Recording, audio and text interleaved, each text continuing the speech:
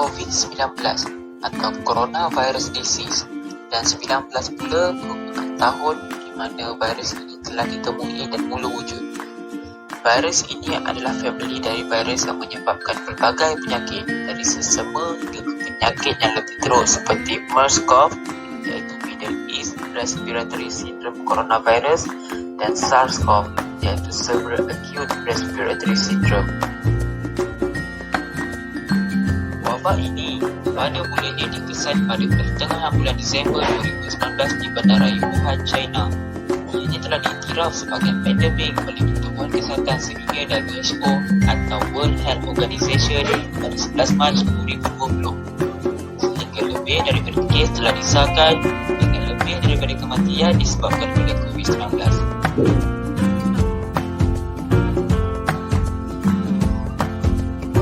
Cara penularan novel coronavirus COVID-19 daripada individu kepada individu yang lain adalah melalui titisan dari hidung atau mulut yang tersebar apabila seseorang dengan COVID-19 batuk atau bersin.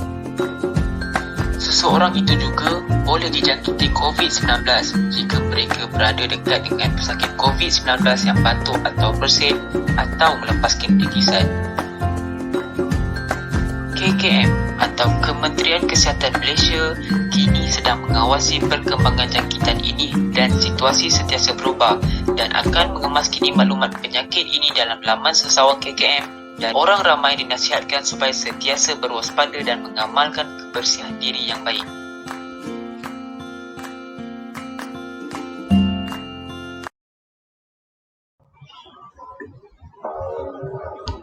Perintah Kawalan Pergerakan PKP merujuk kepada tindakan pencegahan yang dilaksanakan oleh Kerajaan Persekutuan Malaysia terhadap wabak coronavirus COVID-19.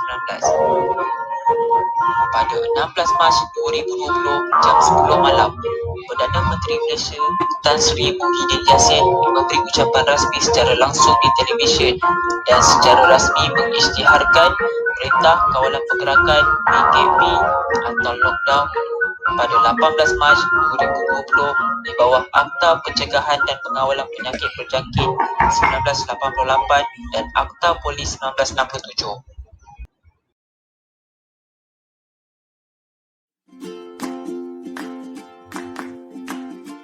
Simptom COVID-19 boleh menjadikan orang pening kepala, sukar bernafas, batuk, demam, tidak berdarat atau lain-lain simptom yang akan jadi. Perkara-perkara yang perlu dilakukan untuk mencegah menghadapi COVID-19 dan mencegah penyebaran virus. Perkara pertama adalah memakai pelitup muka fabric. Semasa keluar mesti perlu memakai pelitup muka fabric, terutamanya di tempat orang yang ramai, sebab dalam masa yang sama akan menghadapi risiko yang tinggi untuk kena penyakit COVID-19. Itulah sebab pelitup muka fabric sangat penting, perlu sentiasa memakai di mana-mana tempat supaya tidak dijangkiti atau menyebar virus kepada orang lain.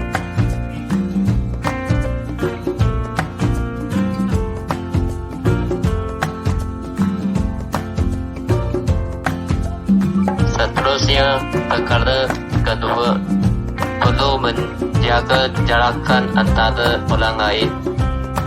Kita perlu sentiasa ingat di mana-mana tempat perlu jarakan diri sendiri sekurang-kurangnya 1 meter dari orang lain. Elakkan berkumpul di tempat yang mempunyai ramai orang. Ini dapat membantu kita mencegah dari terkena jangkitan COVID-19.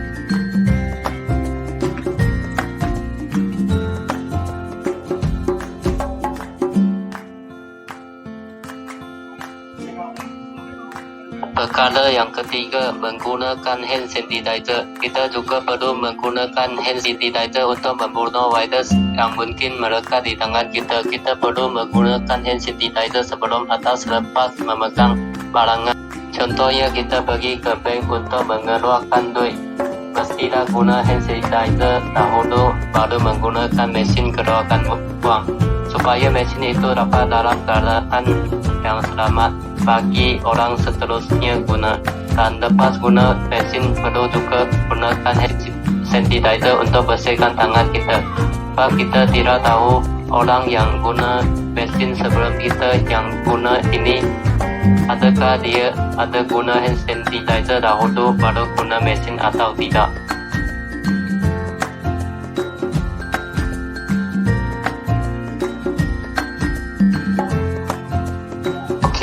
Kesan-kesan COVID-19 yang boleh kita dapati antaranya adalah daripada segi ekonomi negara ataupun daripada segi kesihatan diri. Alright. Daripada segi kesihatan diri, yang terutamanya apabila kita dijangkiti oleh COVID-19, kita akan merasa badan kita menjadi lemah dan kita akan menjadi kurangnya deri rasa ataupun hilangnya deri bau. Dan seterusnya, kita akan menjadi rasa tidak selesa dan pening kepala. Itu adalah kesan-kesan apabila kita dijangkiti oleh COVID-19.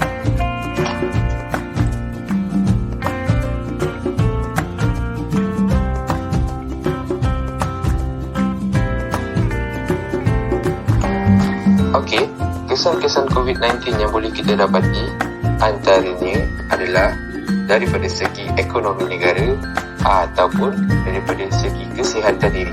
Alright, daripada segi kesihatan diri, yang terutamanya apabila kita dijangkiti COVID-19, kita akan merasa badan kita menjadi lemah dan badan kita akan demam. Seterusnya, kita akan hilang deri rasa dan hilang deri bau. Oleh itu,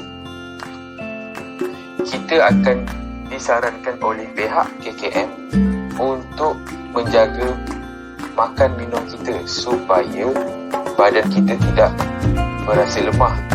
Kita akan perlu minum air sekurang-kurangnya 2 liter sehari.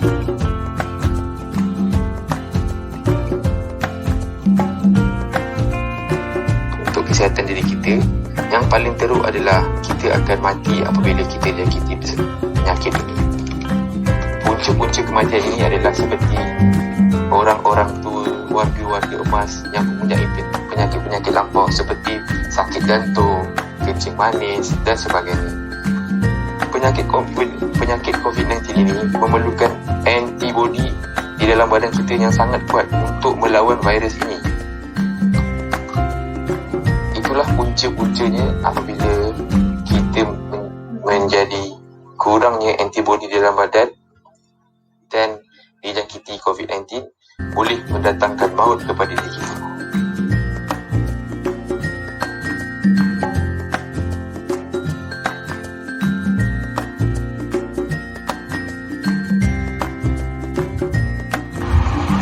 Antara kesan yang kita boleh dapati daripada segi ekonomi negara pula, pandemik COVID-19 mendatangkan kesan langsung kepada ekosistem perniagaan domestik seperti industri makanan dan minuman, industri pembinaan dan pembuatan, industri pelancongan serta industri pertanian, pembinaan dan perkhidmatan. Ini sekaligus mengakibatkan ramai kehilangan pekerjaan. Serta orang hilang pekerjaan di Amerika Syarikat pada April lalu yang merupakan paling teruk pernah berlaku, sekaligus menyebabkan tahap pengangguran meningkat kepada 14.7%. Di Malaysia pula, jumlah pengangguran pada Mac lalu mencatatkan 17.1% pada 610,500 orang berbanding 521,300 orang pada bulan sama tahun lepas.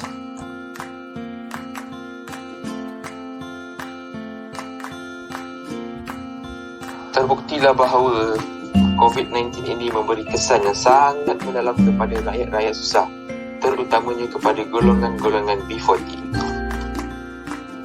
Selain itu, seperti yang kita dapat lihat, Perdana Menteri kita, Tan Sri Muhyiddin Yassin, pernah memberikan kenyataan COVID-19 ini memberi kesan sebahagian besar rakyat kita B40 jadi B50.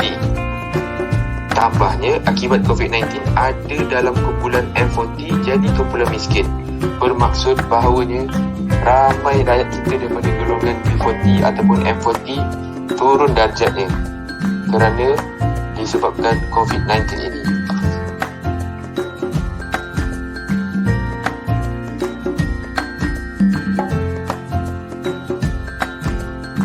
Amalan ini akan menjadi norma baru kepada kehidupan masyarakat di Malaysia.